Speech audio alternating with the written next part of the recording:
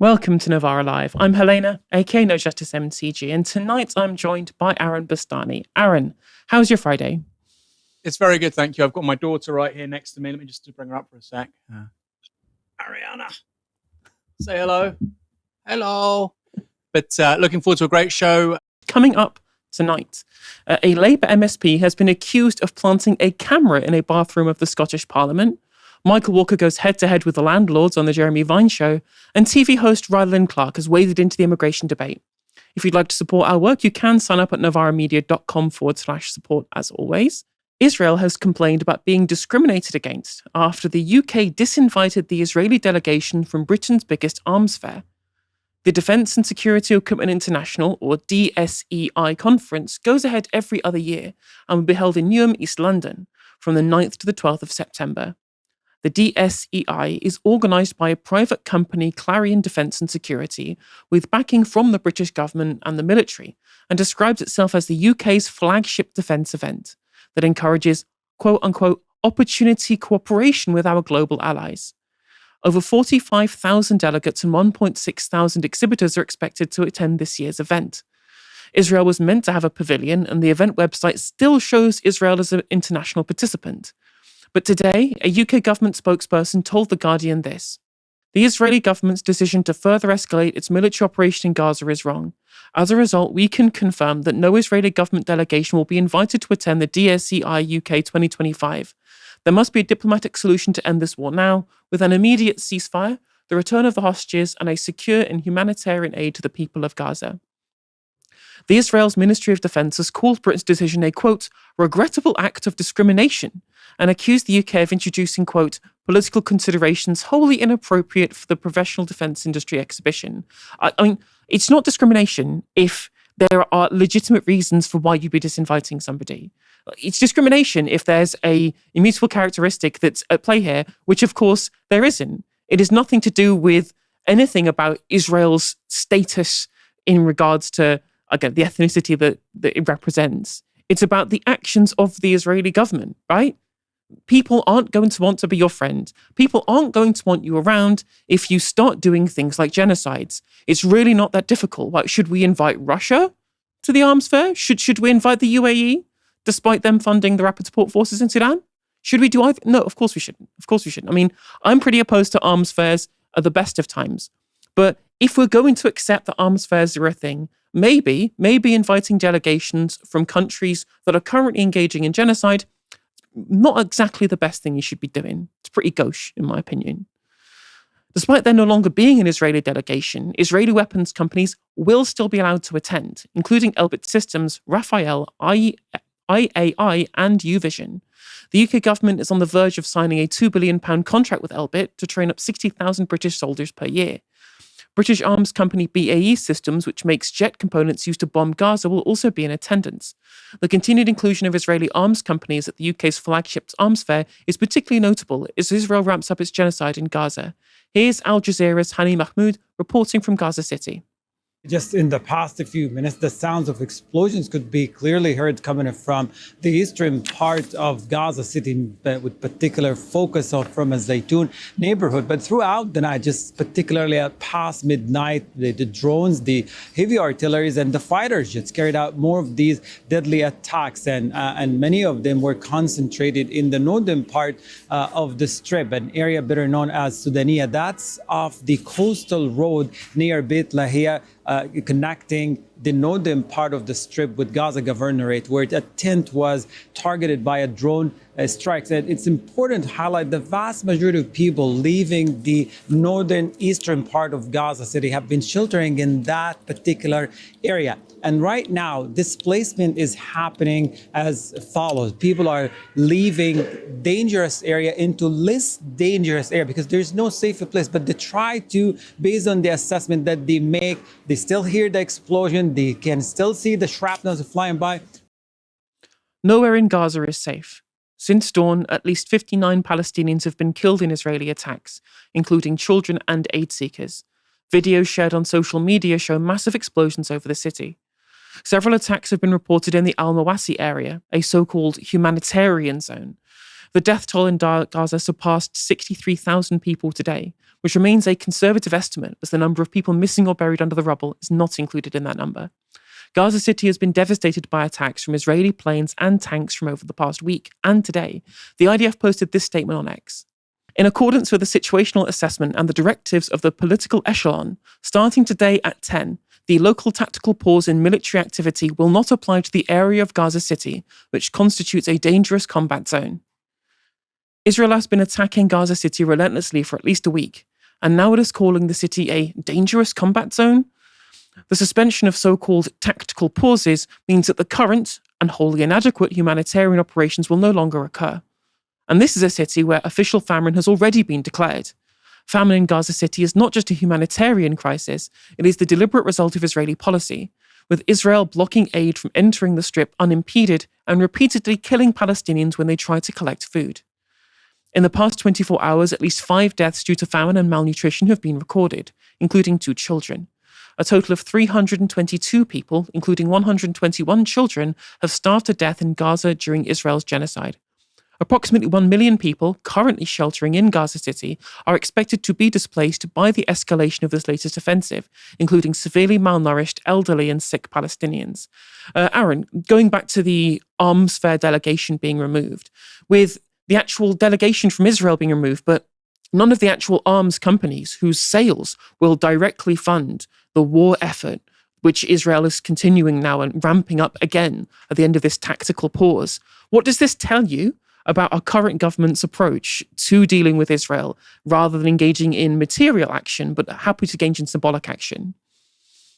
Well, I do think the symbolism matters, Helena, because, it takes something pretty special to be banned from an arms sale sort of conference or something with regards to the sale of weapons. The business these people are in is literally killing as many people as possible, as efficiently as possible. And they're saying to Israel and the IDF, hey guys, you're going too far. That's really a quite extraordinary thing just to think about for a moment. How toxic do you have to be where an arms fair won't have you? It's like a meetup of serial killers, of people who've gone on a rampaging spree of mass murder. And then they say to one in particular, you know what? Maybe it's Joseph Fritzl. You went too far, pal. You're a bit unpalatable for us. To repeat, the business of these people is death. And they're saying that the Israelis and the IDF isn't welcome. So I do think the symbolism is really important. I don't think it's going to necessarily change any political calculations in Tel Aviv, but I think it does send a signal, certainly to people in that industry. There's something really, really unique going on. I mean, we've talked about the sort of historical precedents for what has happened in the Gaza Strip over the last 2 years. You could talk about the bombing of Korea. You could talk, of course, about Vietnam, Laos with the US Air Force during the Cold War. But there's certainly nothing like it in European history. People are gonna say Dresden, London, but as we've talked about on this show, more than twice as much explosives by weight has been dropped on Gaza since October 2023. More than twice as much on Gaza, a tiny strip of land, than Hamburg, Dresden, and London combined over the entirety of the Second World War. That is why Israel is not welcome at this. And in terms of what it means in a practical military sense, you're right, not that much. BAE is still there. Although I would say, BAE is the biggest engineer on the FTSE 250, on the FTSE 100. BAE is really one of the very few meaningful engineering companies that this country still has. And that would be something quite remarkable. So I do think this is significant. Is it going to meaningfully impair the Israeli war effort? No. But I do think it's a testament to how unique what Israel is doing actually is. And that's not to say that, Israel has embarked on a course of action in the last couple of years that it wasn't on previously. This is a genocide and an ethnic cleansing that's been going on, you might say, since the mid-1940s. You might go further back to the 20s with various Zionist acts of cleansing. You might go back to the Balfour Declaration. But what's happened since 2023 is the most violent, mechanized genocide / mass murder of people with the consent of the major powers of the West since Vietnam, certainly in our lifetime, which is really, really significant. So I think the symbolism here matters. But if somebody disagreed and said, look, well, what does it really fundamentally change the IDF? Not that much. In more positive news, the largest aid flotilla to date is setting sail from Spain to Gaza on Sunday. Among those on board is Greta Thunberg and Novara's Kieran Andreou. He also sat down with her for an interview. For me personally, this is my third attempt to sail to Gaza, deliver humanitarian aid, and break the illegal siege and open up a humanitarian corridor. The first attempt, the boat was bombed a few hours before we can get on board while the crew was still on. And the second time was the Madeleine, where we were illegally intercepted. And Israel once again violated international law by withholding aid from getting into Gaza. And now this is the third time, and now we're coming back with dozens of boats. This is the 38th attempt to break the illegal siege by sea. We are mobilizing with thousands of people from all over the world. Over 26,000 people signed up to join this mission. And we are coming with dozens of boats, with delegations representing over 44 countries. And for me personally, when I was on the Madeleine and when we were taken, we made it very clear from that second that we will be coming back, and that is a promise, because no matter what the odds are, we have to keep trying. By doing that, we are also upholding our promise to the Palestinians to keep doing everything we can to end this genocide, to end our own complicity in genocide. Of course, you began in climate justice, climate activism. Now you've extended that to what would be considered more kind of internationalist struggles, class struggles, and so on. Mm-hmm. How does Palestine fit within that framework? For me, my focus from being a climate justice activist has not shifted at all. I'm still acting in line with the same values. I'm still trying to practice those values as I preach. We are fighting for justice, and in justice that includes the liberation of Palestine, Western Sahara, justice for Congo, Sudan, Kurdistan, etc., etc. We cannot pretend to care about the climate crisis while we ignore the suffering and oppression of people today. If we do so, then that is, in my view, very much racism, that we select which people we care about. If we only care about our white children's future, that is not caring about justice. A Labour member of the Scottish Parliament has been charged by Police Scotland over allegations that he hid a camera in the Parliament toilets. Colin Smyth MSP had already been suspended from the Labour Party after it had emerged he had been arrested and charged over the possession of indecent images by Police Scotland earlier this month. Last night, police, assisted by Holyrood staff, did a sweep of the Holyrood building but did not find any additional recording devices, and Smyth's Holyrood pass was disabled by the Scottish parliamentary corporate body. Smyth had previously been the General Secretary of Scottish Labour during the New Labour era, and had also been appointed consistently as a frontbencher for Scottish Labour by both current leader Anas Sarwar and previous leader Richard Leonard. This has come out at a pretty inopportune moment for the embattled Labour Party, after many other high-profile scandals involving their political representatives. Earlier this year, Labour MP and West of England Mayor Dan Norris was also arrested over historic rape and child abuse allegations following an investigation led by officers from Operation Bluestone.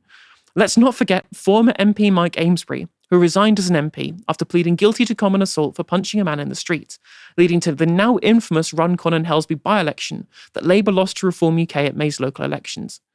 We're all well aware now of Labour's polling woes, almost certainly more linked to failed policies rather than dodgy MPs. But if it's bad for Labour in England, it's currently even worse in Scotland. The most recent polls are from June, so take this with a pinch of salt, but YouGov have Reform UK polling higher than Labour in Westminster in Scotland, with the SNP 10 points ahead of Labour. It would lead to a parliamentary rout in Scotland, with this projection from friend of the show Stats for Lefties predicting almost total wipeout, with just 2 seats left. And more worrying for Labour, things don't look very rosy in Holyrood either, with a full Scottish Parliament election due in May of next year. Polling analysis from Ballot Box Scotland shows that Labour barely scrape into second place, with Reform UK and the Scottish Greens only a couple of seats behind them. The SNP would only just be short of an overall majority, and that's in a mixed member proportional system as well. First Minister for the SNP, John Swinney, is hardly a popular figure, and up until last year it was widely believed that after the collapse of the Butte House Agreement, a torrent of infighting, and a coordinated attack on the SNP from the media over their support for trans people, that the SNP's 15 years atop Scottish politics could finally be coming to an end. Yet Labour have managed to snatch failure from the jaws of success, with Labour's national popularity completely tanking. Their overall British polling numbers are currently at generational record lows.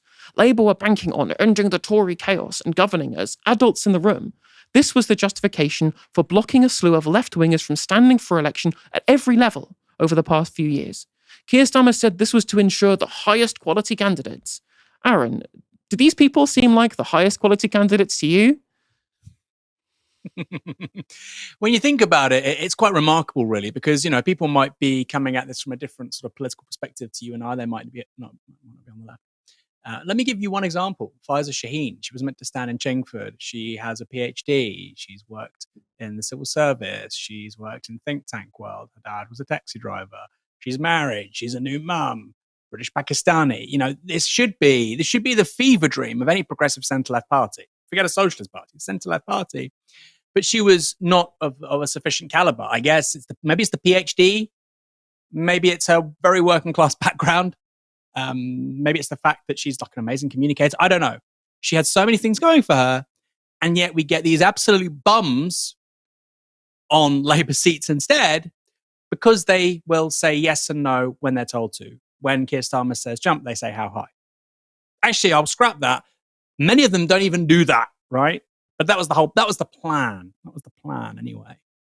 They wanted party men and women, people who couldn't think for themselves. And the problem right now we have with our politics in this country is because of the two-party system, you are literally selecting, in many cases, for the least independently minded people possible. So you have 650 elected legislators in this country at Westminster. Of course, we're talking now about an MSP, but I'm talking about a broader point here. At Westminster, 650 politicians.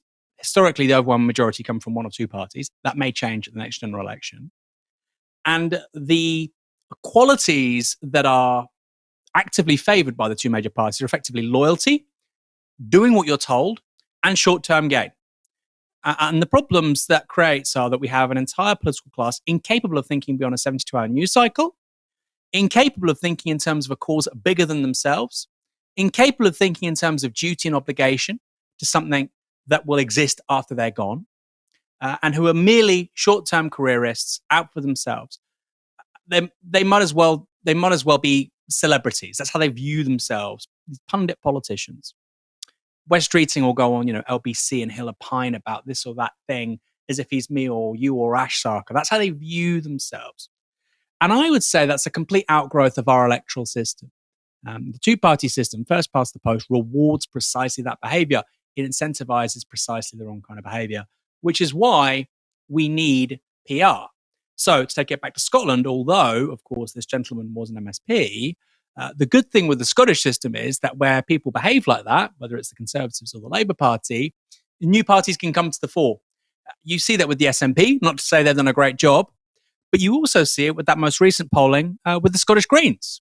Really, really interesting. The Lib Dems and the Greens, on that latest polling for Holyrood, would have as many MSPs as Labour between them. And I think that's really positive. I think it's a real stimulus to political parties, particularly the legacy parties, to get your shit together. Because if you don't get your shit together, you'll be destroyed really quickly. I think that's a really good advantage of PR. And that's why I support PR. One of the major reasons why I support PR. I think it would inculcate and facilitate a much more healthy, productive political culture in this country.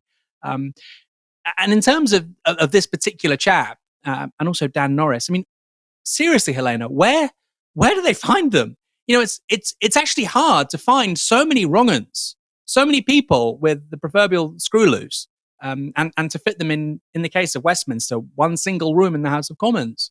The Lords has got a fair few too, and in Holyrood as well, though I have to say, the political culture at Holyrood or the Welsh Senedd is significantly better than Westminster. It's no coincidence that some of the more impressive politicians in British politics over the last 15 years have come from Holyrood. Doesn't mean I agree with them very much, but in terms of their performance, in terms of their ability to engage in public speaking, Nicola Sturgeon, Alex Salmond, and even the former Conservative leader in Scotland, Ruth, not Sweeney, I can't even remember her name now, but she was one of the more impressive centrist Conservative figures over the last 15 years. I don't think that's a coincidence. I don't think it's an accident. Or Mark Drakeford coming through at the Welsh Senate. I don't think that's an accident. I think the fact that these places are far away from Westminster, they're far away from the toxic culture of the binary majoritarian system at Westminster, allows something else to develop. And I think in Scotland, I think it's really positive, Helena, that you're going to see the Lib Dems, the SNP, and the Greens all competing for progressive votes, all competing for Labour votes at those next elections for Holyrood in May. I think it's going to be sensational, interesting. I think it's going to make the policies on offer more interesting. It's going to elevate the standards of debate. I also think it's really good that the unionist vote is being split. Labour, Tory, and fundamentally Reform seems to be cleaning up right now. I think that's really good too, because then you have to make a propositional argument for what unionism means. Clearly, the unionism of the Labour Party is very different to the unionism of Reform. And so I think the more you can move away from that binary of two-party politics, the better the quality of debate, the better the culture, and also the more honest politicians have to be with the public. You know, these big two parties that we have, these big tents, they're so broad, right? You have a party that has Keir Starmer and Jeremy Corbyn in it, and David Miliband and Shaka Umar in it. It's too broad. It can't do anything. It can't deliver. It's having to constantly lie to the electorate, to its members, to itself, to the media. And we like to focus on the people that do the lying, and it's often malicious. They're often bad people. But also we have to be clear, the system actively incentivizes that. When you have these big umbrella parties, it's by the by, it's going to happen. It's inevitable.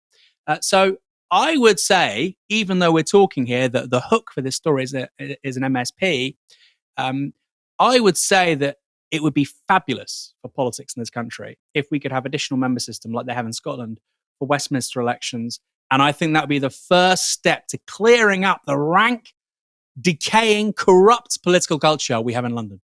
I think Ruth Davidson's a really important point there. Like, remember in the 2017 election that the only real area of the country where the Tories picked up seats was in Scotland. It's ironic that I'm praising Ruth Davidson at the moment because it's essentially her at the time when the Tories were falling apart, where there were scandals, where Theresa May ran a terrible campaign, one of the worst campaigns we've seen in British history, probably until we had Rishi Sunak standing in the rain and missing the commemorations for D-Day. But she was the one, Ruth Davidson was the one who essentially stopped Jeremy Corbyn from becoming Prime Minister in 2017. Because at the time when the English Tories were completely falling apart, Ruth Davidson had her shit together and she knew where to attack the SNP after their wipeout election where they wiped out everybody else in 2015 in Westminster. So yeah, I think we've seen broadly, as you say, plenty of people come out of Scotland, even Gordon Brown as well, who've just been just better at politics because they have to be. They are getting attacked from more angles. They do not have the guarantee of incumbency, which makes them into people who feel comfortable in not actually bothering to engage in the nitty-gritty parts of politics. I think you're pointing out that this is an artifact of having a much more representative system with many more parties available to even get elected in the first place. It's really, really key. I think you're absolutely right. And it would clean up politics, even if we just had ranked choice voting, where you could, there is at the very least the threat that you at least have to win over enough people from your side of the aisle to be able to get elected in the first place. Yeah, fundamentally, first past the post. In the current world we're living in, when you look at the kind of polls that are coming out where Reform are on like less than 30% getting a majority government, it has to go. It absolutely has to go. Rachel Reeves is in a bit of a fiscal pickle at the moment. The ever-increasing demands of public services that are already creaking at the seams means that according to the NIESR, she needs to find around £50 billion of extra tax revenue by 2029 to stick to her self-imposed fiscal rules and rebuild her fiscal headroom, which is usually around about £10 billion. There is, however, one big problem. And that's the fact that not only has she imposed a straitjacket on herself with those fiscal rules, Labour have also ruled out tax rises on working people. So what that means is no increase on the rates of income tax, national insurance for workers, that is, or VAT. This drastically constrains where the government can raise additional revenue to ensure her first fiscal rule is met, which is where she has day-to-day spending matching with tax receipts, right? So she's having to scrabble around for other ways of increasing taxes, which we've seen recently with the rise of employers' national insurance, the application of VAT to private school fees, and reducing inheritance tax giveaways for agricultural property. Now, with the autumn budget looming, Labour have been subtly leaking ideas for tax increases to the press to gauge the public's opinions. And the latest one has really riled up the right wing. The Treasury are reportedly considering imposing national insurance onto landlords' rental income, a move that could potentially raise billions, as there was over £27 billion of net property income in 2023. According to The Telegraph, the most common income bracket for property income was £50,000 to £70,000, representing 360,000 landlords. And applying national insurance would cost each one just over £1,000 extra each year. Just to make that clear, right, a significant number of landlords are making significantly more than the median wage in this country, sitting on their backsides, pocketing sometimes as much as 40% of the incomes of the actually economically active people in this country. Now, far be it from me to defend the Labour government, but the enemy of my enemy is my friend. And anything that gets landlords mad, sorry. I'll use the gender-neutral term, land bastards. This gets 2 thumbs up from me. As you can imagine, this hasn't gone down well with the idle right. Here's the famous fiscal policy super genius Kwasi Kwarteng. Taxing landlords and pensioners is Marxist nonsense. Now, if Rachel Reeves is a Marxist, that must make me Amadeo Bordiga. Other members of the Land Bastard Club called into the Jeremy Vine show yesterday. Here's what Simon had to say about the proposals. Simon in Manchester, you're a landlord, I gather, Simon? I am indeed. And May I ask how many properties you have? I've got 2. 2, okay, so what, the one you live in and one other, or 3 in total? Well, 3, yeah, that's one, my own home and then 2. Forgive me for asking. So would you be able to pay national insurance, or would that mean you went into loss? It's not whether I should pay it, it's whether the tenants can afford to pay it. It will go on the rent. Right. There is no ifs and buts about this, I assure you. The tenants, in the end, this is not a tax on landlords, it's a tax on tenants. They will pay this NI. NI is based upon, obviously, income, workers. The government are categorising buy-to-let landlords as investors. So are we workers or are we investors? Because as an investor, you don't pay NI. Hang on. I thought that they kept telling us silly little Marxists that being a landlord was a job. Now it's not work, it's just investment income. Okay, fair enough then. Apparently it's okay for people who go out and work and actually be productive to pay national insurance on our income. But the economically inactive landlords are supposed to get away with not paying it. No wonder we have a productivity crisis. Now here was how Novara Media's own Michael Walker, who was on the panel, responded to Simon's claim about being a, quote, tax on tenants. Simon, how do you set the rent in your properties?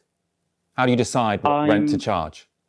Yeah, I look at the market rent. I'm about probably 15-20% below market rent on my properties.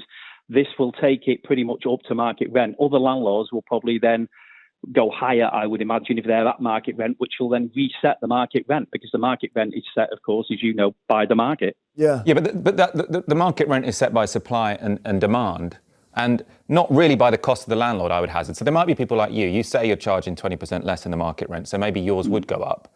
But for many people, they own a home outright, and they still rent it at the market rent. So they can't claim that it's costs which is setting the price. What's setting the price is how many rental properties there are and how many people want to rent them. Yeah, I mean, to a degree, I agree. But as an investor, why are we different than any other investor? We're not.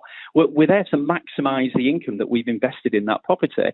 And if we see that our costs are going up, to keep the profit margin, like the supermarkets do, the petrol stations do, we're just an investor, or are we a worker? What are we? So I would say you're a rentier. So I suppose the difference... Rentier? A rentier. So you're someone who hasn't really created anything. So an investor in a car company, for example, or an entrepreneur, you've invested money in a factory which produces something. Well, he's done the same. But he's providing accommodation. Because you haven't made anything. I mean, did you build the house? Did you pay for a house to get built? No, you bought a house which already existed and you took it off the market and now you charge other people to use it. I mean, he is absolutely right. Like, landlords don't just allow their houses to collapse if they sell it. Here, they've taken it off the market, where someone who could buy it and live in it and own the house themselves could have done so, could be owned by a housing cooperative, or indeed could be bought by the council. But no, he is taking it off the market. And then he says at the end there, oh, well, we're investors, want to maximize our revenue. But at the start, he's like, oh no, I'm charging less than market rent. I'm such a benevolent landlord who's not actually doing what I said I did later in maximizing my income. No, I'm benevolent and I'm only charging under market rent. It is weird that every single time this comes up, every landlord claims that they pay under market rent. But when was the last time that you ever met a landlord who wouldn't raise the rent if they could, right? Because they raise the rent whether or not we do any kind of legislation that gives rights to renters. They will raise the rent regardless of whether or not the interest rates go up or down. Have they ever reduced rent when the interest rates have dropped? No, these things never happen. So quite frankly, I don't believe Simon a word of what he's saying there in terms of the market rent. And Michael fundamentally is right. The intersection of the supply-demand curve is where the price is set. Applying a tax to that, or indeed, if there was already a tax and removing it, would not change this. We've seen this, for example, when the tax was taken away from menstrual products. It didn't actually change the price. It was just the revenue was increased for the people producing the product because the supply-demand curve is where that price was met. Now, it wasn't just Simon who called in to the show to speak to Michael about the landlord problem. Here's Anne-Marie, who's also furious at the idea of paying the same taxes that everybody else pays. I think they're right to put more taxes on landlords. No, it's not. It shouldn't be allowed. I mean, we paid stamp duty when I bought the property. Yeah. Yeah, keep going. Yeah, paid stamp duty. Every year I do a tax return and pay more tax on the income that I've made.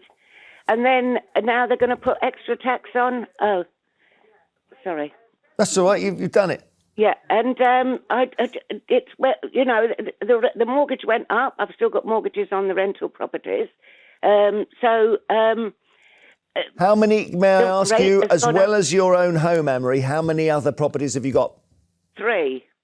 I don't know whether Michael might say that's too many for a person. Well, I would hazard a guess, Anne-Marie, that what you're doing is you've bought houses on a buy-to-let mortgage, and then you've got people living in those houses who are going out and working every day, and they're giving you a third of their income to buy you those houses. Now, I don't want to judge you as a person. I think that's, it's a reasonable investment to make. People want to fund their own retirements. That's fine with me. But as a way to manage the economy, having these working families or working young people working for 30% of their week to pay you to buy you 3 extra houses doesn't seem like a particularly rational way to run the economy. Anne-Marie? Well, I've paid tax and on all of. Then I've paid tax yet again. After I've paid my tax, then I pay the mortgage. The mortgage has gone up astronomically, and now there's nothing there for landlords anymore. Just to confirm, we all pay taxes, right? You're not special, Anne-Marie, that you pay taxes, right? We all do. It's just for some reason your income stream, right? Your income stream of rent. For some reason, that's not subject to the same taxes that all of the people in the audience have to pay when they go out and actually do work for their job, right? It does sound to me like Anne-Marie here is retired. And if we want to save for a house for a mortgage, like Michael said, I'm not going to blame you personally. I'm going to judge you, Anne-Marie. It is immoral. It is immoral for you to expect for working people to not only pay for your state pension through taxation, which is perfectly reasonable. I'm glad we have a state pension. I'm glad it is triple locked. I am glad that we provide levels of universal support for the elderly. But then to expect all these people to buy you 3 houses, again, buying you 3 houses for free, because the rent also pays for the maintenance. You don't pay that. The tenant pays that as part of the rent. Hence why you're able to make profit off of the rental payments, right? So that you can then have extra on top of that is even more of a pension. No, I'm sorry, I just don't buy that. That's immoral. That's not something that I would ever countenance. And or the further point, it is a terrible way that we have structured this economy. We spent the 90s, the 2000s, not only pandering to existing homeowners, but encouraging people to become multiple homeowners. Things like buy-to-let mortgages, which of course are different from what we're talking about here. But more broadly, we took a system that existed and worked in council housing, we over-commodified it, and then we told people, part of the property-owning democracy that was pandered to by Thatcher, Major, Blair, Cameron, and onwards, to say, well, you should just buy as many houses as you can. This is your nest egg. This is the wealth that you're creating for yourself, when actually you're not creating wealth for yourself. You are essentially, quite frankly, in a parasitic relationship with your tenants where you are leeching money off of them every month, again, for just having an asset and doing nothing, sitting on your backside. I'm sorry, this is not a moral way or a just way or indeed a good way to run an economy, because that money just gets funneled back into extra liquidity into the housing market, further pushing up prices, further increasing competition to buy, and further making it harder for people to get onto the housing ladder as young people and to escape the trap of renting, which helps push money into the pockets of existing landlords to be able to overinflate the property market again. It is a vicious cycle that reduces aggregate demand in the actual consumptive economy. And this is why Adam Smith and Karl Marx, two completely opposing people when it comes to ideology, both agreed that landlords are immoral. Aaron, what did you make of those clips? Yeah, it was really interesting. I thought Michael was fantastic, by the way. Just quickly on tax. So if you're a higher rate taxpayer and you sell a buy-to-let property, as I understand it, maybe there's an accountant in the comments or they're watching this after the show goes up, you pay 24% as capital gains tax, which is to say the increase in the value, you pay 24% on that if you're a higher rate taxpayer, okay? In terms of tax on dividends, you pay 33.75% as a higher rate taxpayer, 33.75%. So if you invest in a company and you're buying stocks in a company, you get dividends back, productive capitalism, right? That's what Michael is talking about, shareholder productive capitalism. You're investing in a firm that makes goods and services that people buy, still capitalism, still exploitative, but there's some use value at the end of it. It's not rentierism most of the time. You're going to pay a higher rate of tax than on the rentier who's been a landlord and then they sell the asset, which has been bought by other people, right? Bought by their tenants, fundamentally. You'll pay a lower rate of tax. Forget even income tax. You're paying a lower rate of tax on that than you are on income tax. Higher rate of income tax, 40-45%. You're paying 24%. So you're paying lower than that if you were working, and you're paying lower than you would pay as tax on dividends. And of course, lots of self-employed people pay themselves through dividends because it's tax efficient when compared to income tax. Whatever you think about that, right? But even then, they're still paying more than the capital gains that you pay as a landlord when you sell a property, which basically has been bought by your tenants. Why on earth do we have that? And I've said this time after time after time, one of the simplest things we should be doing in this country is equalizing a dividends tax or tax on dividends with capital gains tax. I think basically you should bring capital gains up to where dividends is. Quite simple. Whenever I have this sort of discussion with people on GB News or on the right, they go, I like the sound of that. Yeah, let's bring dividends tax down to CGT. No, I'm not saying that. Bring it up. And I think broadly speaking, you want to equalize capital gains with income tax thresholds, ultimately. You cannot be taxing people more when they work than when they sit on their ass and they get the rent coming in every month. Now, in terms of people that buy properties, there are some examples, for instance, of builders. They might not have paid in PAYE. I know people like this. They buy a nice property. It's in a bad state. They self-exploit for 6 months or a year. They make it nice again. They might build 3 or 4 flats they sell to, they rent to, whatever. The point is that's their pension nest egg. This happens. I don't necessarily admire that or think it's positive or think it contributes really to a good situation for the country. But we have to be very, very clear that is also quite different to somebody who's just buying 3, 4, 5, 6, 7. And I'll talk about people that buy many more than that in a moment, who just buy all these properties on buy-to-let mortgages. They are at least adding some value, okay? I'm not saying they're good people or that I support that. It's a little bit different. And because they've been working in a certain trade where they're not getting PAYE, they're self-employed, that's their pension rather than what we get via NICS contributions over 25, 30 years. Okay, slightly different. Then you've got people like a man called Dave Wells in Bournemouth. I was born in Bournemouth. Dave Wells has hundreds of properties, maybe even 1,000 plus. I think it's hundreds. He has hundreds of properties in Bournemouth, often in parts of the town which used to be very, very upmarket during the Victorian era. Now they're basically slums. They're doss houses. He has destroyed entire neighborhoods because he wants to earn money as a landlord, as a land bastard. Okay? So when we talk about land bastards, I'm thinking about Dave Wells. Hundreds of properties so that people can live in absolute penury and dirt. Communities can be destroyed. And by the way, in many of these places, there are also homeowners and they're saying, what the hell happened? I bought a lovely 2-bed flat in a Victorian terrace. And now the whole place is going to shit. People are coming in and out, dysfunctional families, because guess what? They're being exploited to hell by Dave Wells. Fly tipping everywhere. The two go hand in hand, right? The disintegration of these communities, along with these, industrial scale buy-to-let mortgages used by people like Dave Wells, they go hand in hand, right? So someone like Dave Wells should not exist. He should not exist. Shouldn't exist. And I think that's where we start with this debate, is that people that have dozens and hundreds of properties, they shouldn't exist. Those properties should literally be requisitioned from them. Literally requisitioned, taken from them. All right? You start with that. I don't even think that's particularly radical. I actually think I could get lots of right-wing people on board with that, by the way. And quite remarkably, a few years ago, I remember seeing in the local paper, I think in the Daily Echo in Bournemouth, a masterclass, a workshop with Dave Wells, learn the secrets of the real estate trade from the best. The point is, this is not a scalable model for wealth creation. Not everybody can own 500 properties that they rent out. Somebody has to live in the properties, okay? Clearly not a scalable, sustainable model, even for a moderately large middle class. Forget the whole of society. Okay, you're going to have to exploit lots of people to have 500 properties. So clearly not everybody can do it. And then finally, I remember listening to a podcast about a year ago, and there are podcasts, Helena, where landlords and people in this industry talk about where to buy because of the best returns on investment. Buy in Derby.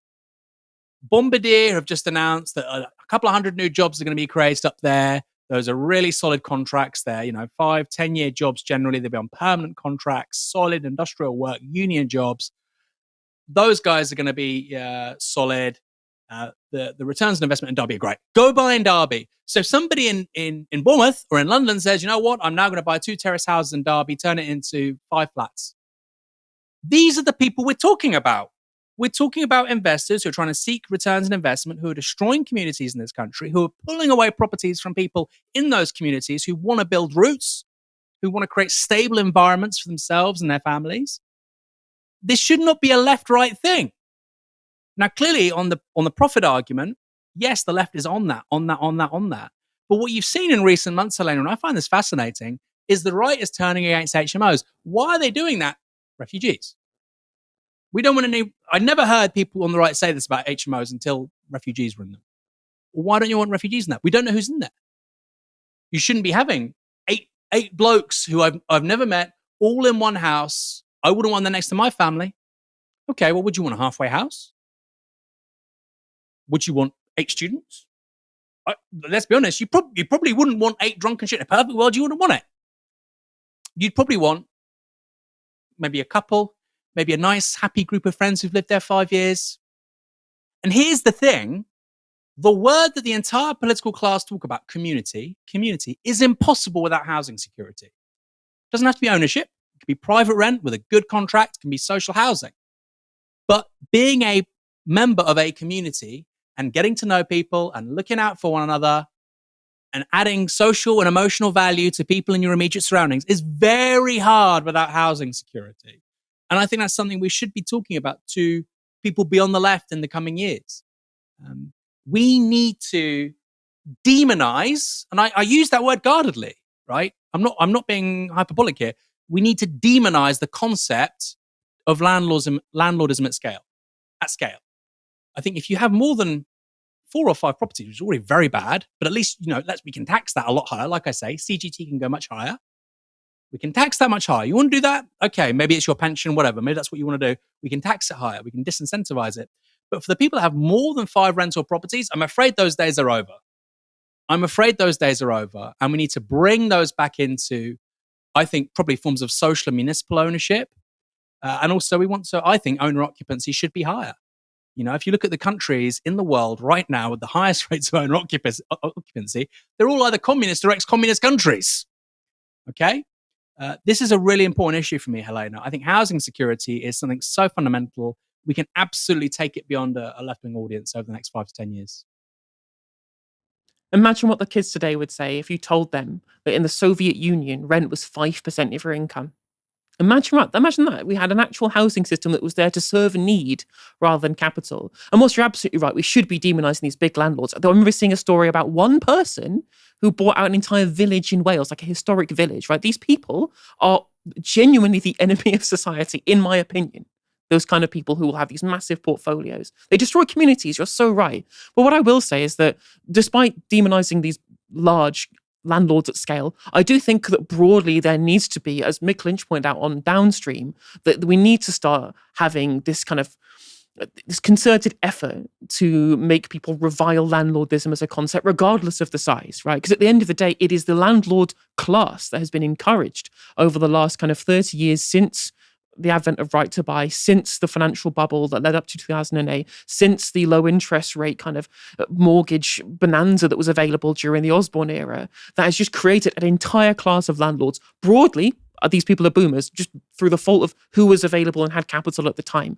And those people are taking a huge amount, an absolute gargantuan amount of wealth out of the hands of young, struggling people working hard, keeping this economy going. And it's essentially being used to be able to put these people on cruises in the Med. And whilst it's certainly bad that there are huge corporate landlords, the BlackRocks and Lloyds banks of this world, who are buying up loads of residential property. There are people who get involved with developers who only will sell for buy-to-let, who won't even buy for owner occupancy, right? This system is all bad. This system is all bad. But whilst it's definitely worse if you're doing it at scale, the way in which that the neoliberal paradigm of greed is good and the market will out has led to the mindset of a generation of people that thinks that there is nothing wrong with landlordism because it's just interacting with the market, regardless of the negative social utility. To be able to change that, of course, we should try and tax them out of existence. We should disincentivize it through policy. I think there needs to be public demonization of the act of rentierism, the act of landlordism, to get these people to understand that it's not just a blank canvas. It's not just an empty suit who you're taking a third of the paycheck, 40, 50% in some cases in London. It's a real person with real aspirations who shouldn't be buying you your extra house and who shouldn't be buying you your extra pension. Go sell the house to someone who'll live in it and go buy some shares. Because that at the very least isn't taking money out of a poor person's hands. If you hate landlords, pardon my French, if you hate land bastards as much as me and Aaron do, we have an important reminder as well. You can buy a Hate Landlords cap over on our online store. That link is shop.novaramedia.com. Maybe we should call it I Hate Land Bastards in future. I don't know. I'll talk to the merch guy.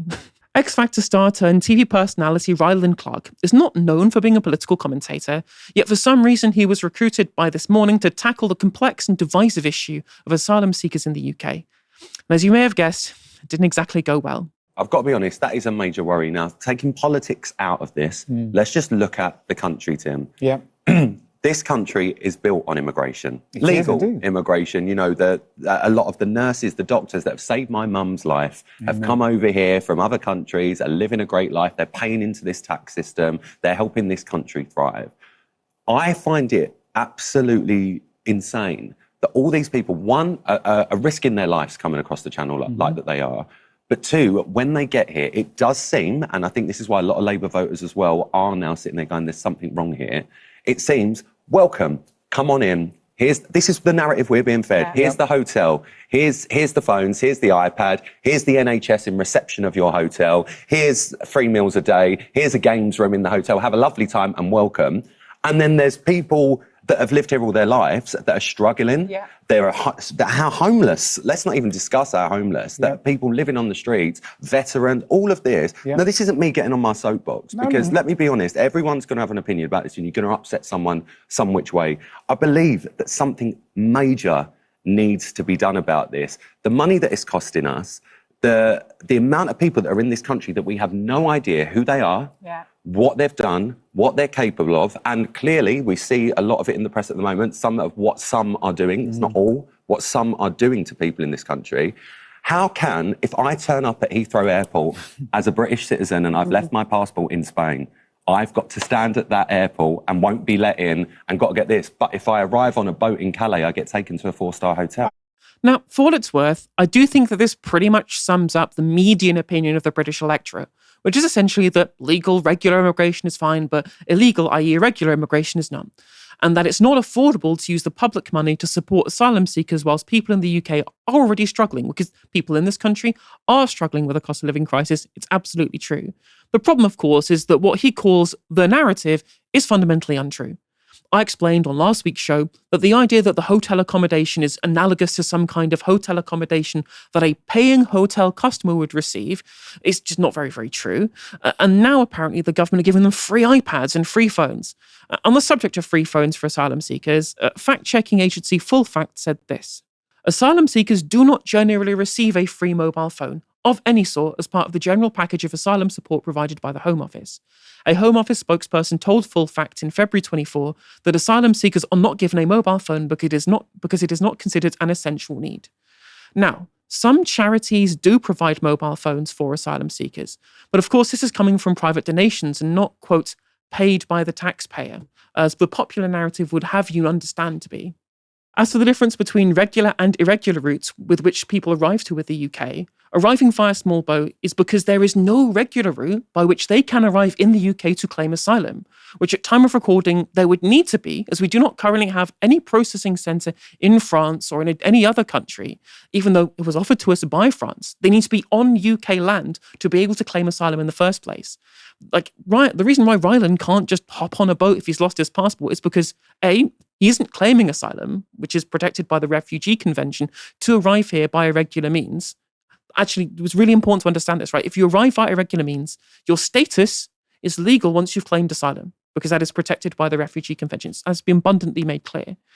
And Rylan, you have an embassy to go to. If you really need to be able to get back through passport control because you've lost your passport, you can go to an embassy, whichever country you're in, because you're from the UK and we have all these relationships. Refugees don't have passports because they're fleeing in haste, because they cannot apply to the authorities to get one, because those are the same authorities, right, to get a visa or a passport, that they're fleeing because they're being persecuted by them, right? What do you think is going to pop down to the Taliban passport office if they're fleeing from Afghanistan, which is the plurality of people arriving via irregular means? And under the Asylum Act of 2004, deliberate destruction of documentation upon arrival is a criminal offence also. So people, if they destroy their documentation before they arrive, they would not be able to actually claim asylum, right? Asylum seekers need a reasonable excuse not to produce documentation to avoid having their claim being rejected. Now, Rylan went on to say this. There's two sides, isn't there, Joe? There's two sides to this story. This country has got such a brilliant history, the United Kingdom, of legal immigration, welcoming people into this country, rehabilitating them into a life that they deserve. Yep. Let's be honest, and that is incredible. But what I don't understand is this massive influx of people coming to this country. It's basically like the government are holding up a postcard across the world going, come on in, we'll pay for everything. The borders are open. Yep. Don't worry about the problems we've got going on in our own country, but please come over. And I just don't understand people that are genuinely, legitimately fleeing war-torn countries, persecution. It's awful. And thankfully, we live in a country where that's not happening to us. But you're coming through about 8 safe countries to get to ours. And I don't understand why they're in France or they're there. Why are they not seeking asylum? Now, the fundamental mistruth here is this pervasive idea that the UK is somehow a soft touch, when this is an inversion of reality. The safe countries that Rylan is referring to, they also provide the basics for living, such as temporary accommodation, food, and healthcare, whilst asylum claims are being heard. This isn't unique to the UK. There have been many attempts to make the UK less appealing for asylum seekers, and that's by both Labour and Tory governments, right? Going back to Blair especially. This includes things such as removing access to work during assessment, which is something that's been part of the discourse for quite a while. They're going out and working illegally for Deliveroo because the amount that we give them isn't very much. It's £9.95 a week if they don't have food given to them in accommodation. And we've done longer settlement paths to give them more restrictions over if they can actually settle here long term once their asylum claim is accepted. And we've introduced more restrictions on how many people can bring family members. That's a Group 2 asylum seeker. But the reality is, most people come to the UK for family or language reasons. As Patrick Christie's found out from GB News when he went to Calais to speak to migrants, and he spoke to this guy who was fleeing South Sudan. So what countries did you come from? We cross a lot of countries when we are coming. From Africa, we cross like almost 3 countries. Okay. Yeah. When we came to Europe, we entered here. The time we entered here in Europe, we enter with this country called Italy. Yeah. Okay, so you went to Italy and then you've come through Europe, and for you, you think that England is better than all of those countries to stay? Yeah, all of them, they are the best. Okay. All of them, they are the best. Right. They were telling us here, it was the language. Okay. Yeah, language only. Okay. Both of them, they are good. The only language used was only one challenging us. And the reality is that we actually don't take in that many refugees per capita. And most refugees do stay in the first safe country. It's why Turkey and Lebanon, places very close to conflicts, have refugee populations in the millions rather than in the hundreds of thousands. If you compare our refugee intake per capita to other countries in Europe, we haven't taken in our fair share, really. When we take in fewer per capita than Norway, Sweden, France, Italy, Greece, Germany, Bulgaria, Spain, Belgium, Ireland, Austria, and many others. Now, for what it's worth, I don't blame Rylan. This data is complex, and the public's understanding of the asylum system is not helped by poor media explanation of the facts. But there's deliberate disinformation from the right to try and muddy the waters on this too, right? Like, you can, under the Refugee Convention, claim asylum in whatever country you want. But accidental misinformation is still misinformation, and it's led to him finding some less than reputable bedfellows. Far-right activist Tommy Robinson praised Ryland's comments, describing him as speaking common sense, the usual refrain of those who are asserting without evidence. In response to criticism of his contributions, Ryland posted this on Twitter. You can be pro-immigration and against illegal routes. You can support trans people and have the utmost respect for women. You can be heterosexual and still support gay rights. The list continues. Stop with this putting everyone in a box exercise and maybe have conversations instead of shouting on Twitter. Now, what frustrates me here is there's this false balance at play, right? As if there's just two sides of a competing argument and it's just whatever people's opinions are. But that wasn't fundamentally the reason why people were mad at you, Rylan. It's the disinformation, the misinformation, right? It wasn't deliberate. You weren't saying things that were untrue because you wanted to spread untruths, right? You just weren't aware, because I don't think many people in this country are aware. So much has been put into the public's conscious and the public sphere, and media haven't done their due diligence, in my mind, of accurately explaining what the asylum system is, what it does, what the rules are. The people just fill in the gaps in what they don't know with what they think is happening. Like, the government's just giving these things they want to. But they have a statutory obligation under the Refugee Convention to provide these things. Believe me, these governments know how mad it makes the country. They know how mad it makes the population to see asylum seekers in hotels, especially because of the misinformation. Do you think they would be doing it unless they really, really were forced to? They know it's not popular. It doesn't make sense that somehow the government are doing it because they want to rather than because they have to, or that people are fleeing across the world and then also getting in dangerous things because they are chancing it as an economic migrant, quote unquote, to just have a go at the asylum system and see if they were able to game it. Look, we have a very strict and very comprehensive asylum processing system, biometric checks, and all the different conversations that we have to have with these people to be able to tease out the reality of their claim. It's not a bunch of economic migrants coming here as chancers. And you look at the countries where most people come here via irregular means. When you look at Syria, you look at Iran, Iraq, Sudan, Afghanistan. These are all countries where, especially in Syria and Afghanistan, 99% of claims get accepted because, obviously, it's the Taliban. It's the civil war that happened in Syria for years and years. It should be common sense, ironically, to understand why these people are fleeing and to be able to give them the safe and legal routes. But again, without this information in the public sphere, people are just going to get the wrong end of the stick. So, Aaron, what does it say about our media that the stuff that Ryland said can be treated in the public domain as common sense? Reform Rylan. I think you sort of touched upon a really important point, Helena, which is what Rylan is saying. I would not be surprised if you voted Labour in 2017 or even maybe 2019. There will be many Labour voters out there who voted for Labour in 2019. It's very significant, right? Who will be saying what he has said in that clip that you played. Partly because there was just a massive increase in legal migration after COVID, and partly because the small boats issue has, again, that's massively increased quantitatively, but also there's just been much more focus on it in the media for a bunch of reasons. Ownership of X. Nigel Farage has sought to make a big issue out of it so it can enhance his political profile. The arrival of GB News. But also it's really important to say, just fundamentally, the number of boats has shot up. We could talk about why in a minute, but it has shot up. That's just a fact. Nonetheless, the number one way that people come to the UK and claim asylum into the UK remains visa overstays. And people that are doing visa overstays are not generally from countries like Afghanistan, Syria, Iran, etc. But small boats is absolutely what you're saying. If you look at the most common countries that are coming to the UK via small boats, Iran, Syria, Afghanistan, Iraq, Eritrea. These are quite obvious examples of connecting foreign policy and foreign policy failure with displaced people coming to Europe and to Britain. So that's my first point. My second point is, in a way, bear with me here, Helena, he's right. Ryland said something, which is that the British government is holding up a sign saying, please come here. He's right, but for reasons he probably has no idea about and is barely discussed in the media conversation in this country.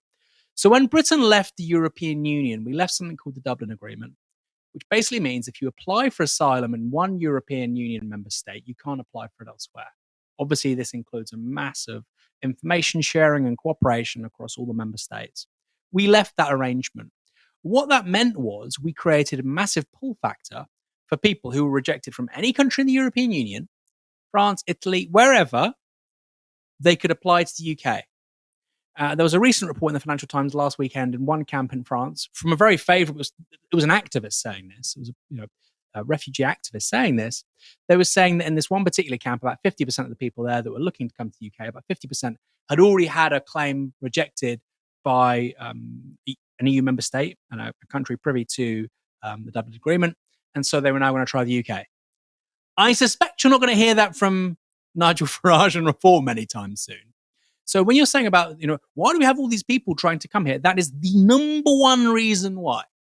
You might support them coming here. You might want none of them to be able to settle in the UK. I'm not saying that right now. What I'm saying is our departure from the European Union, our departure from the Dublin Agreement creates the biggest pull factor in terms of small boats. People talk about welfare and the money they get, which, as you've said, is not very much. The average person here seeking asylum is on about £49.20 a week. I think they have a card, they can spend it. It's for food and everything. They're not coming for that. They're coming for a bunch of reasons you've already said, language, family, but also if you've had an asylum application rejected in any of these countries, Britain now operates, after leaving the European Union, through a wholly different system. Does Ryland know that? I suspect he doesn't. He's making the points he's making on national television in the company of journalists. It's their job, including, I think I saw Camilla Tominey, it's their job to tell him this, to tell the public this, to give this information to the public so they can make sensible, informed decisions when it comes to voting, when it comes to giving their preferences at the ballot box. That's not how the media works in this country. Nobody will tell you what I've just told you. Nobody. If you say the Dublin Agreement, they'll say, oh, well, we were in the Dublin Agreement before. We weren't sending people back. What are you talking about? No, I'm talking about the new pull factor you create once you leave the Dublin Agreement, which is a clear thing. We now have the Financial Times in a camp last week in France where the literal refugee activist is saying, not Marine Le Pen, somebody who's supportive of these people seeking asylum in Europe and the UK, saying about 50% of them in that one particular camp had been rejected from elsewhere. Okay? In terms of the amount of money these people are getting, it's about £49.20 a week. You've recently had a spate of scandals where a local authority, I think I saw one in Birmingham, where refugees will get discounts for golf, for martial arts, for leisure centres of like 20 or 30% or whatever. And people go crazy about it. We've had it here where I live on the South Coast. The local authority gives some kind of discounts like this. People go crazy. They go, oh my God, you're giving refugees 20% discount on jiu-jitsu lessons. Why don't I get that? Look, this dude has £49 a week to live on, including food. He's not using discounts for jiu-jitsu lessons, okay? Don't worry. Fear not. He's not down the golf course playing 18 holes because it's discounted. The guy barely has enough money to make ends meet, or the woman. They barely have enough money to make ends meet, okay? This is also a really, really significant point. It's on the Aspen card system. So I think in all, this is a really important glimpse, actually. It's a great story, a really important glimpse of where we are in terms of the debate around asylum and migration in this country. I think Ryan is probably quite close to the median voter. He said something which wasn't particularly informative. He's not a journalist, okay? That's life. He said it in the company of people whose job it is to be informative, and they didn't say anything. And I think actually the public is massively underinformed on this issue. Now, you might say, I don't want any refugees in this country. We shouldn't be accepting a single claim. You're entitled to your point of view. Our job as journalists is to present the facts. They are not coming here for loads of money. They don't get loads of money. We don't have, as you've already highlighted, lots of refugees as a proportion of our overall population. You know, I shared a picture of Malta. My wife is from Malta. She's born here, but her family's from Malta, both parents. And I shared a picture of the paving stones in a part of Malta. And I said, why is it so nice here? And in the UK, it's horrible, right? They should outsource it in Malta. Then they can have, crap everywhere like we do. I immediately get replies saying they don't have refugees. Malta, by population per capita, has about 8 times more refugees than the UK does. Tiny island, a tiny island. I think it's smaller than the Isle of Wight. Population 450,000. Per capita has about 8 times more refugees than we do. And this is what bugs me the most, Helena. For the consistent failures of our political class and our economic system over the last 45 years, we have an increasing number of people now blaming refugees and immigrants. And it's stupid. How can you say there's rubbish on the streets because of refugees, and then I point to another country with per capita 8 times the number of refugees, which has less rubbish on the streets? It doesn't make sense. It doesn't make sense. Listen to yourselves. So these are 2 separate conversations, but I think this is really important. If you want zero small boats, 0 asylum in this country, you're entitled to your view, but I'm also entitled to tell you there is absolutely no relationship between the number of refugees we're accepting in the state of our streets and fly tipping. There is 0. It's to do with outsourcing. Okay? It's to do with cuts. Otherwise, why is Malta looking so clean? Or Germany or France compared to the UK? And also I'm entitled to tell you that no, they don't get very much money, actually. They don't. You might think £49 is too much. Knock yourself out. But they're not getting hundreds of pounds. They're not getting more money than, the median Brit. They're not living a great quality of life. And I think it's really important to separate these things out. And if somebody can then say, well, look, you know what, Aaron? You're right about the street cleanliness thing, and you're right, they're not getting huge amounts of money. But I still think that's okay. But at least we're having a conversation with the facts at hand. We're having a conversation based in reality. Right now, this country is having a conversation with regards to immigration, both legal and undocumented, completely detached from reality and the facts, completely detached. And I think it's almost at this point like a utopian dream to have a conversation about asylum and immigration, just based on the facts, wherever we end up. Because ultimately, if you're a democratic society, you make your arguments, you try and persuade, but ultimately you have to go with the majority of opinion. Of course you do. But we're not even anywhere near that if we can't have a conversation with the facts at hand, if we can't be empirical. That's the job of the media, and the media, as ever, has failed on this so badly. So badly. That's why we here at Novara Media are trying to build a different kind of media. Because yes, we have our views on things. You know that. I'm honest about being a socialist. So you know that when I say something, there's context there. But also I know that this country is absolutely screwed if we continue down this awful path of having these massive political debates and people are massively uninformed. That doesn't mean, by the way, if you're informed, you agree with me. But it's where we have to start. And this is a perfect example of somebody who's talking about something with real sincerity. And I don't want to blame them for it. I really don't. But it's a testament to how poorly we're doing in the media more broadly, not our media, in terms of getting the facts out there and facing these conversations. It's terrifying. It's terrifying. Yeah, the narrative and the kind of rhetoric that we're hearing is really dangerous, right? Like you mentioned Camilla Tominey on that panel, then goes on to say some, or in my opinion, are pretty grotesque things about the necessity of leaving a bunch of human rights conventions, right? And the host who was there, non-partisan, I believe so, say, well, no one would complain about removing all of these illegal migrants. No, I would complain. They're fleeing the Taliban. They're fleeing civil wars, right? Like these people have a right to be here to claim asylum under the Refugee Convention. No, it's all wrong. And the assumptions have been made already by people who haven't got the full information. They haven't got the full information. Interesting point you bring up about Brexit there. People are mad at the money that we're spending on asylum, right? The EU funds a bunch of asylum accommodation in other countries in the EU. It's called the Asylum, Migration and Integration Fund. We don't have access to that anymore because we left the European Union. I'm no EU superfan, but it's the people who pushed for us to leave the Dublin Protocol, who pushed for us to not have access to the AMIF anymore, who are the ones now complaining, the taxpayers to spend all this money on asylum seekers. And when it comes to numbers, there was polling, remember, I think we covered it a few weeks back, where people think that the number of irregular migrants is way higher than the number of regular ones, which is just categorically untrue. Like the number of asylum seekers in this country, it's in the hundreds of thousands, right? And yet the net migration overall in 2023, I believe it was almost 1 million people. And that's regular. It's regular migrant and net. That's taking away those who left the country. That's the net migration figure for regular migration. And by all means, right, we can absolutely have a conversation about how much migration our country can take, what's necessary migration, what the levels to which the regular migration should be advocating a points-based system, whatever it is. Right? I personally think that migration is good. We have an aging population. I think that we need to ensure that the productive capacity of our economy is maximized. Right? We've had problems with productivity.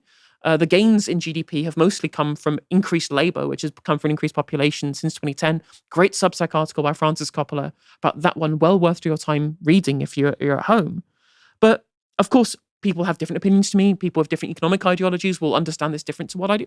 That's fine. We can have the discussion about how we stratify the rules and regulations around regular migration, right? Perfectly reasonable. I'm happy to entertain whatever it is.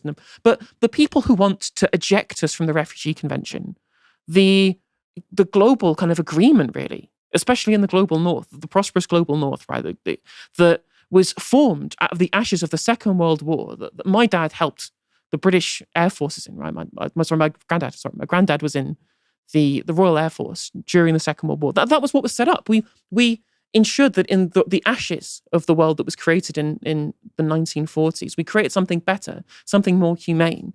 And the people who are advocating to leave these conventions, right, to create Fortress Britain, to essentially undermine the work of Winston Churchill, who helped found the European Convention on Human Rights, right, to remove ourselves from these international obligations, to put the nation first or whatever. This is something I just can't understand. It's something that I just can't gel with. I just think it undermines our country on the global stage, which is what these people always wanted. We want Britain to be a big country on the global stage as well.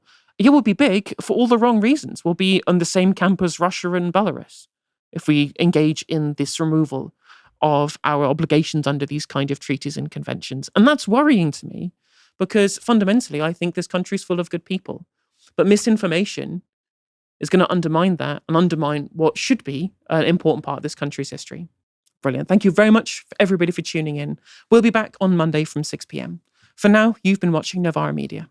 Good night.